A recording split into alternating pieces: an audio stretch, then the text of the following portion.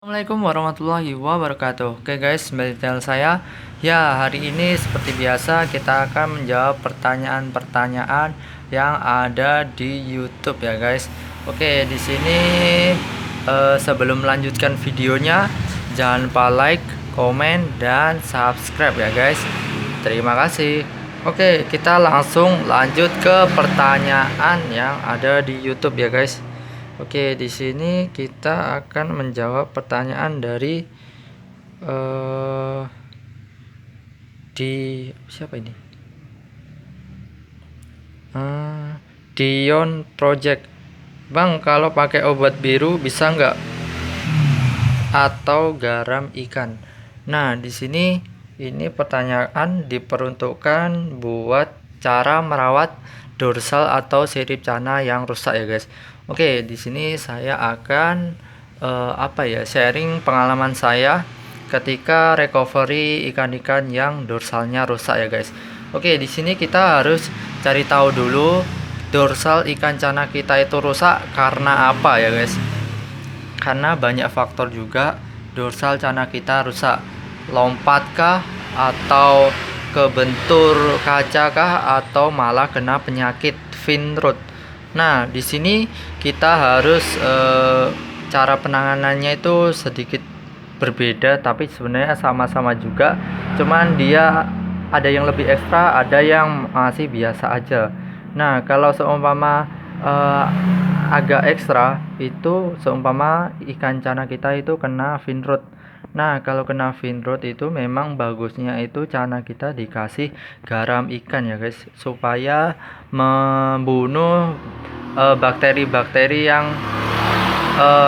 parasit-parasit yang grogoti itu guys, grogoti dorsal atau fin cana kita, dan itu memang harus dibunuh supaya bisa recovery gitu guys. Kalau nggak dibunuh itu tetap grogoti terus guys, itu kasihan banget. Itu nanti fin atau dosanya itu habis ya guys, itu kasihan banget. Dan bisa kalau seumpama itu terus-terusan bisa saja ikannya sampai mati ya guys. Jadi itu diusahakan pakai garam ikan, tapi untuk takarannya itu secukupnya ya guys, jangan sampai terlalu banyak garamnya, karena kalau seumpama terlalu banyak garamnya itu kasihan ke cananya ya guys, itu malah beresiko dan lendir cananya itu akan keluar terus, dan malah kalau seumpama takarannya itu salah, dia itu malah kulitnya itu terkelupas gitu guys, kulitnya itu terkelupas, dan itu kasihan banget guys. Itu badannya pasti lembek dan kayak nggak ada kayak nggak ada tenaganya gitu guys, dia ikannya itu malah lemes.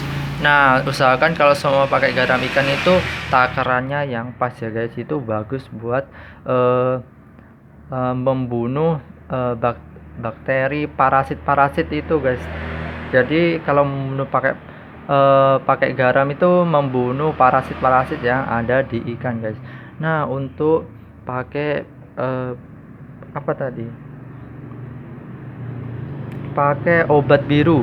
Nah, kalau obat biru saya masih kurang merekomendasikan ya guys, karena memang saya juga pernah pakai obat biru dan hasilnya itu malah ikannya sering mati guys, malah mati guys. Itu pengalaman saya ya guys. Itu bukan berarti saya menjelekkan obat biru, tapi sepengalaman saya ikan yang selama saya recovery itu menggunakan obat biru hasilnya malah mati guys, nggak tahu kenapa.